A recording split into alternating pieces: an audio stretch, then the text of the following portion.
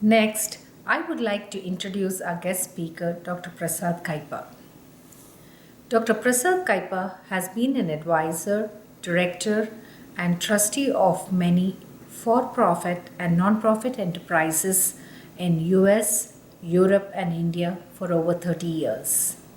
He was the founding director of the TIE Institute in the Silicon Valley and coached many senior executives in global Fortune 500 companies and entrepreneur startups.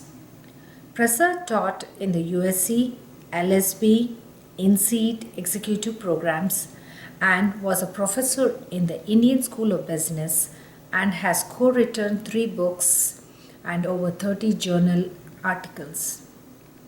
His books have been translated into French, Hindi, Turkish, and Portuguese. He got his PhD in physics from IIT Madras and was a fellow in Apple University, focusing on designing tools for augmenting human intelligence. He lives in Silicon Valley. Dr. Kaipa is passionate about integrating management theories with brain research and Indian spiritual perspectives. He currently mentors people through North South Foundation, Yoga Bharati, and Samskrita Bharati, in addition to working with IIT alumni. He was inducted into Happiness Hall of Fame and is one of the judges for the Templeton Prize. Now, I invite Dr. Kaipa to address us.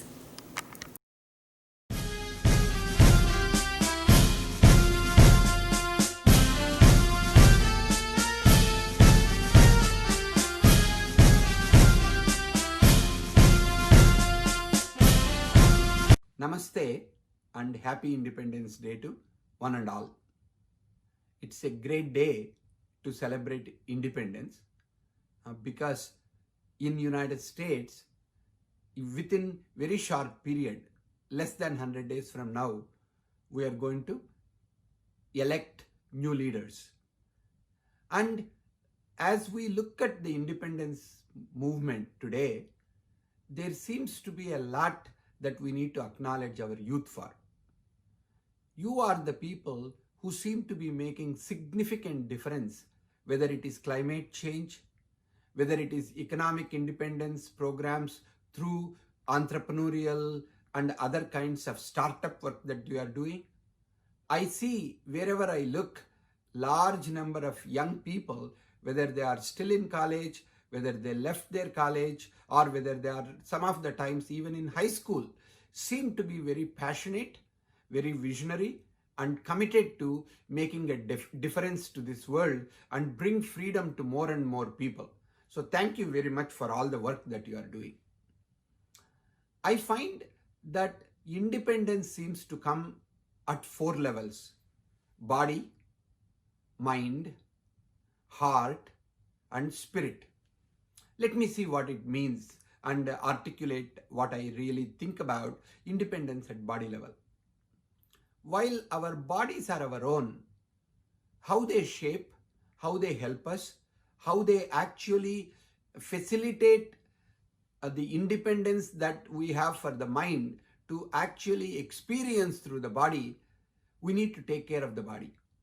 Especially during these COVID times, when everything is like never before, has created freedom for each one of us to choose where we work from, which room we work from, and how do we work, and the freedom that we have sometimes asked for a long time and we didn't get, like working from home.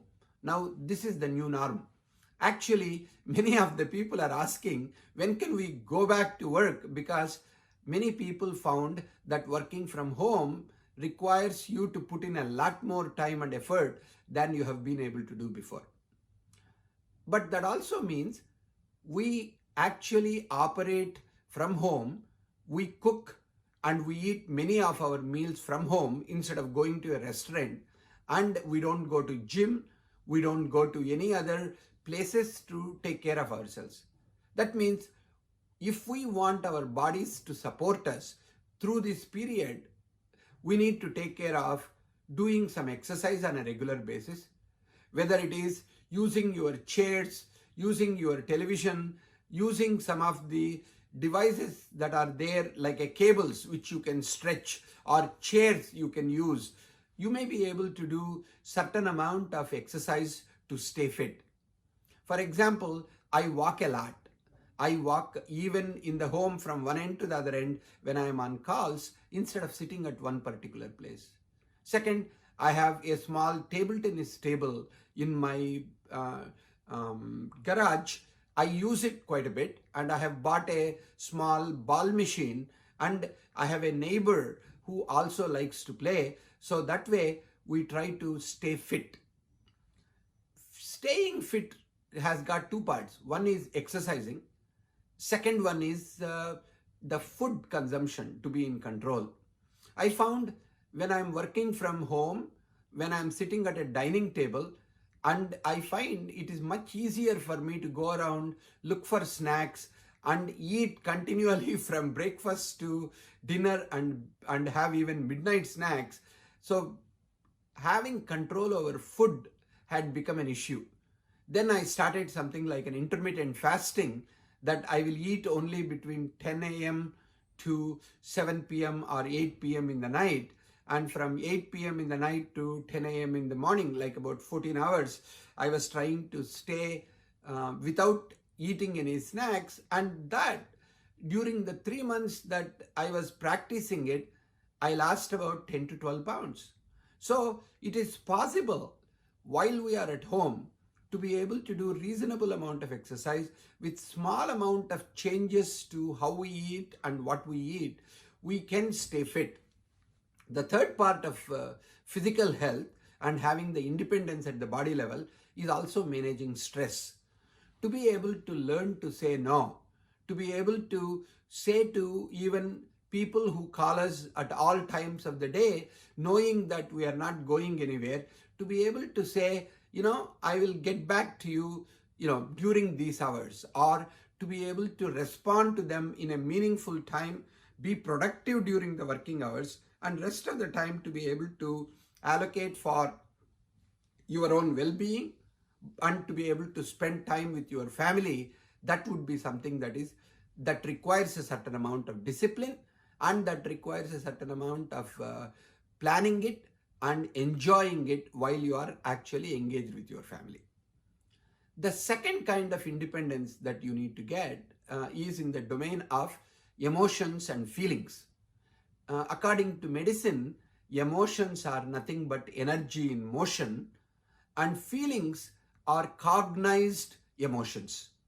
What it means is, many times we react to what happens to us without necessarily having any kind of a reflection time or any gap between the stimulus and response. That increases our stress levels, and that actually makes us anxious or depressed. And I was told by physicians that during this COVID period, large number of people are going through some kind of a mental disturbance one way or another. If you want to avoid it, you might want to pay special attention to, first of all, spending some time every day to appreciate. Like it may be, even your family members, or it may be your colleagues, or it may be even your mailman. Yes, it may be their responsibility or their duty to do some of the things what they are doing.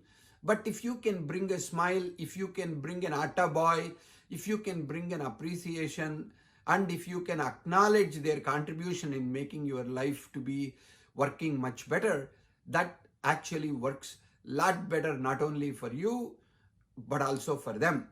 And what is found is such kinds of conscious, positive emotions and creating optimistic scenarios and creating positive feelings and having gratitude for what you have received. These are some of the things that will help you to reduce your stress level significantly. Not only that, but because you are consciously creating these positive emotions in you, as you respond, you begin to play less and less based on what hits you, more and more out of a choice and the independence for you to respond the way you respond. That means the knee-jerk reactions will reduce. That means the kind of mistakes we do when we get angry also get reduced. And that kind of a freedom is not something that somebody gives, but that is something that is always part of us, but we need to pick it, choose it, and use it. Otherwise, you lose your calm, you lose your mental balance. The third level of independence that we need to get is at the level of intellect, or what we call the mind. I find many people repeat whatever they have heard on the news or whatever they read in the newspaper, and they keep on saying the same thing. That is how many of the memes and messages on the WhatsApp get generated. And same thing with the Facebook, same thing with the Instagram, and same thing with the Twitter. Instead, have you thought about what is my opinion on this particular topic? So try it out by not using any quote, not referring to any book or article or a podcast or a blog. Try to think about, what does this really mean to me? Try to come from your own experience. Try to come up with your own ideas. Be creative, be innovative, and then you will find that not just about a news item, not just about what's happening in politics, but even in your work, when you can begin to critically think about whatever is happening and to identify your own unique, authentic response to either the problem or to any situation that comes up, that will stimulate your ability to come up with new ideas, new ways of expressing it, new ways of communicating, and in that process you might be able to even discover something new. And that kind of capability will help you either to become a thought leader, or it will help you to become a very good communicator in that process. The fourth and the most important of all the four independence is the spiritual independence. Can you really begin to think for yourself about prayer, about meditation, about your religion, about your feelings about whatever is going on in the spiritual and religious domain? It's much easier to quote from Bhagavad Gita. It is much easier to say whatever is there in the Bible or what is there in the Quran. But how many times have we actually tried to understand what those quotes mean? How do we apply it? If we apply it, what results have we gotten? And are they consistent with whatever we have heard from the spiritual texts? And by reflecting on them, by meditating on them, by actually thinking about what these very famous things like karmanye vadikaraste mapaleshu kadachana, this is something that is quoted quite often. You have only authority for your actions, but you have no authority to get certain kinds of results out of your actions. Why is that? That is because when you take some action, other people also take their own actions from their own interests, and together your actions and their actions produce certain kinds of results. While you are very happy that you initiated those actions that other people followed up, when you can acknowledge that outcome is not in your hands, but the process is in your hands, that helps us to focus on doing the best and not get stressed out about the results that we got. Now, this is interpreted in so many ways by so many different scholars and swamis and everybody else. Now think about it. Where did you last apply it? How did it work out? And when you surrendered after doing your action, did your boss like what they heard? Did your spouse agree that when you messed up something, that it is okay for you to mess up? So think about it and look at it and see, what does this karmanye vadikaraste mapaleshu kadachana really means to you in your heart, in your experience, and how do you need to practice it so that this becomes like a statement given to you, not to Arjuna, by Sri Krishna a long time ago. Similarly, many of the kinds of things that we hear, we need to really reflect on and make the spiritual and religious, whether they are rituals that we practice, whether they are quotes that we hear, or whether they are the slokas that we sing, if we can spend more time to understand what they mean and try it out in our life and see how they work, and begin to gain from our own experience and our own contemplation, if we can create some meaning, and then out of all this create certain set of practices, I think we'll be a lot richer rather than just blindly following what somebody said, because that is where the politics come in. Some Swami said it in one way, another Swami said it in another way, another scholar said it in another way. Which one do you believe? And then we take some universal statements and we create conflicts out of it. So we don't have a freedom as long as you don't take something, make it your own. To summarize, I believe independence that we need to get during these days have got 4 parts to it. We need to be able to practice and make this temple, called body, to be prepared for doing its best for us. And we need to give it a freedom from excess food, not enough sleep, stressed out reactions, and no exercise. From there, we need to be able to exercise repeatedly and regularly, give proper food, proper sleep. These are some things that are necessary. For emotional independence, if you truly want your relationships to prosper, you need to come from appreciation, acknowledgement, yes, mindset of gratitude, and your attitude needs to be positive and appreciative. And for intellectual freedom and intellectual independence, you need to think about becoming a thought leader to whatever you are looking at by doing critical thinking, by doing independent thinking, experimenting with what you are saying. You can actually become much more creative and innovative. Finally, spiritual independence can be gained if you can explore what you have heard through your own life experiences, through your own practice, and make something your own.